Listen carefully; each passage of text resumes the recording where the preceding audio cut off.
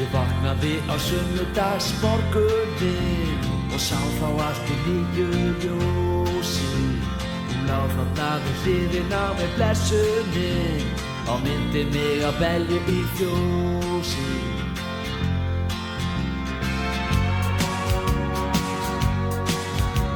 Ég ákvað þarna morguninn að kála henni og elti henni því á baki. Tók og sneri upp á hausinn á henni og vaf hana svo inn í laki. Það gott að vera laus við þessa leiðanda bík.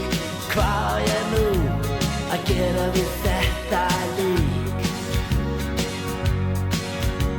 Ég sett hana í frystikistu saman við brauð, en þegar ég ætlaði að loka þá hreyfði hún sig, hún var víst ekki alveg dauð.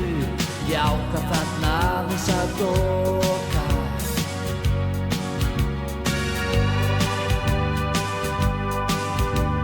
Hausinn á henni, hann var hálfur af og á hana skelfdur ég starði. Hún lá þarna í börnum, ég get svarið það, til öryggis ég í hana barði.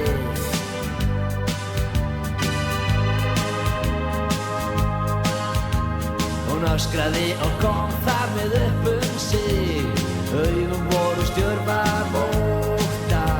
Hún bað mig að hætta, já hún grápaði og reyndi svo að leggja á flótta.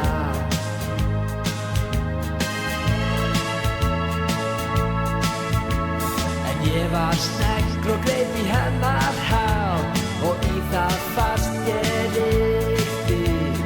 Dró hana til mín, lepur og frá, náði ég henni og kyssti. Já, það gott að vera laus við þetta leiðindaskast.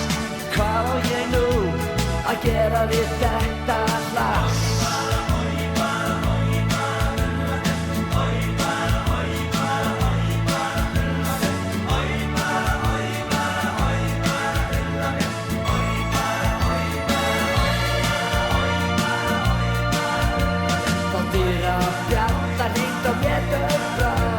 Hvað átti ég nú að gera? Ég strunsaði út af glugganum og þá ég sá að þetta myndi lögreglan vera.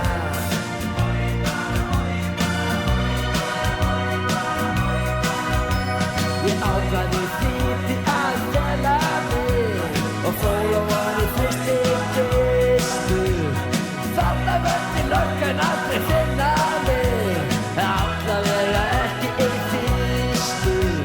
Þá allt í einu mundi ég það sem ég lá, að fjandans frystikistan var læst utan frá.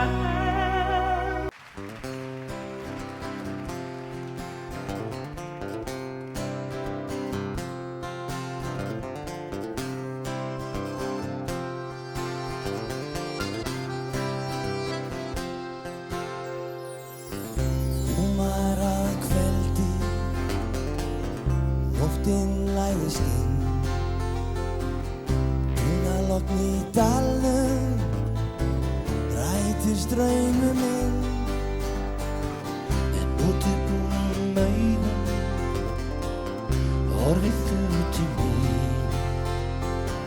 Í öllum mínum